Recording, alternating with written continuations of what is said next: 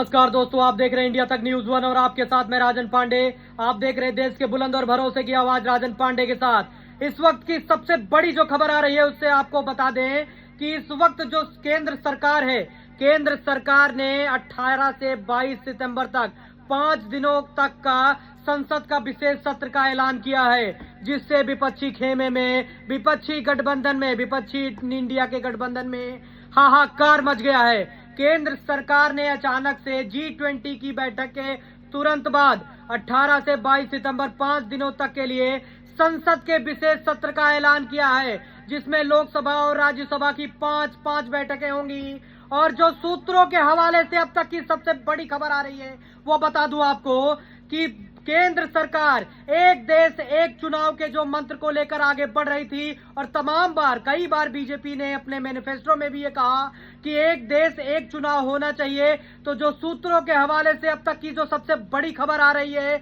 वो यही है कि इस 5 दिन के विशेष सत्र में जो केंद्र सरकार 18 से 22 सितंबर के बीच में लेकर आ रही है, इसमें केंद्र सरकार एक देश एक चुनाव के बिल को जो सूत्र बता रहे हैं, जो सूत्रों के हवाले से अभी खबर आ रही है वो यही है कि एक देश एक चुनाव के बिल पर केंद्र सरकार एक देश एक चुनाव का बिल लेकर आ सकती है। यूनिफॉर्म सिविल के कोड, उसका दूसरा जो अहम बिल है वो भी इसी सत्र में लाया जा सकता है। ये जो विशेष सत्र केंद्र सरकार लेकर आ रही है, इसमें जो सबसे बड़ी खबर निकल कर आ रही है वो यही है कि केंद्र सरकार 2024 चुनाव से ठीक पहले एक बड़ा सियासी दांव चलने जा रही है। और केंद्र सरकार एक देश एक चुनाव, लगातार जिस तरह से देश में लगातार हर साल अलग अलग चुनाव होते हैं, तमाम शहरों में, तमाम राज्यों में हर बार 4 से 5, 6, 7 चुनाव तक एक साल में होते हैं, जिससे केंद्र सरकार ने एक हलफनामा देकर भी बताया था कि लगातार देश की पैसों की बर्बादी होती है। अगर एक साथ केंद्र सरकार के, अगर 2024 में जो प्रधानमंत्री संसदीय चुनाव होता है, इसके साथ ही विधानसभा का भी चुनाव कराया जाए तो इससे पैसों की जो तमाम इसमें जो पैसे खर्च होते हैं, तमाम इसमें जो सुरक्षा लगाई जाती है, क्योंकि देश के प्रधानमंत्री से लेकर देश के अलग अलग राज्यों के मुख्यमंत्री भी तमाम चुनाव जो होते हैं उसमें लगातार भाग लेते हैं। तो जो ऐसी स्थिति बनती है, इस साल की भी मैं बात करूं तो इस साल भी राजस्थान, मध्य प्रदेश, छत्तीसगढ़, मिजोरम, तेलंगाना, तमाम राज्यों के जो चुनाव होने हैं, तो एक जो बड़ी स्थिति बन रही है, इससे आपको पता होना चाहिए कि क्या अभी जिसका कर्नाटक का जो चुनाव हुआ है, हिमाचल प्रदेश का जो चुनाव हुआ है, तो क्या अगर केंद्र सरकार ये बिल लेकर आती है तो उसके बाद इनको एक्सटेंड दिया जाएगा? क्या इनका कार्यकाल 5 साल के लिए बढ़ा दिया जाएगा, यानी 6 साल का कर दिया जाएगा, या इनका कार्यकाल सिर्फ 1 साल का रहेगा? अगर केंद्र सरकार ये बिल पास कराती है तो क्या स्थिति बनेगी, ये केंद्र सरकार स्पष्ट करेगी। 18 से 22 सितंबर तक जो केंद्र सरकार जो अपना वो लेकर आ रही है, अपना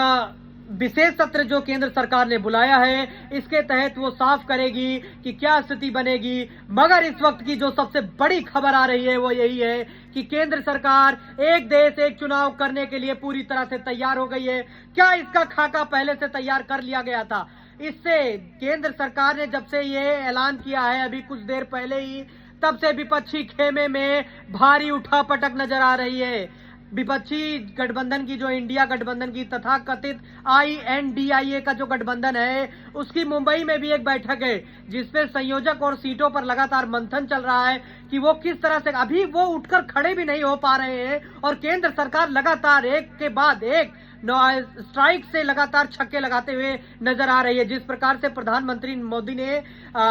संसद के सत्र में कहा था कि केंद्र सरकार फ्रंट फुट पर बैटिंग करने के लिए तैयार है, तो केंद्र सरकार के इस तमाम फैसलों से ये लगातार नजर भी आ रहा है। यूनिफॉर्म सिविल के कोड का भी मैं बता दूं आपको कि बीजेपी के मैनिफेस्टो में जो तमाम मुद्दे थे, राम मंदिर का मुद्दा वो पूरा हो चुका है कि भव्य राम मंदिर का निर्माण हो रहा है और 14 जनवरी को इसका उद्घाटन भी कर दिया जाएगा। पहले फेज का इसका उद्घाटन भी कर दिया जाएगा। और दूसरा धारा 370 आर्टिकल 370 का भी जो जिक्र था वो बिल्कुल समाप्त कर दिया गया है। कश्मीर में पूरी तरह से अमन चैन शांति के लिए केंद्र सरकार लगातार दिन रात मेहनत कर रही है और G20 की अध्यक्षता भारत जो कर रहा है ये भी केंद्र सरकार के लिए भारत के लिए ये एक अहम मील का पत्थर साबित होगा। चंद्रयान 3 की सफलता तो लगातार के मोदी सरकार जो अपना नैरेटिव पेश करने जा रही है वो मुद्दों पर करने जा रही है जनता के लिए। सिलेंडर का भाव अभी 200 रुपए तक के लिए सस्ता कर दिया गया है,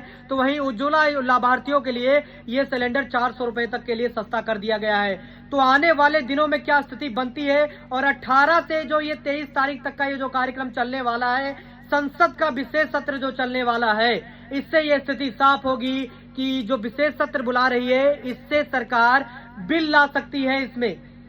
एक देश एक चुनाव और यूनिफॉर्म सिविल कोड का जो ये बिल है ये सरकार 18 से 22 सितंबर के बीच में ला सकती है। तो आगे क्या स्थिति बनेगी, केंद्र सरकार जिस तरह से परफॉर्म कर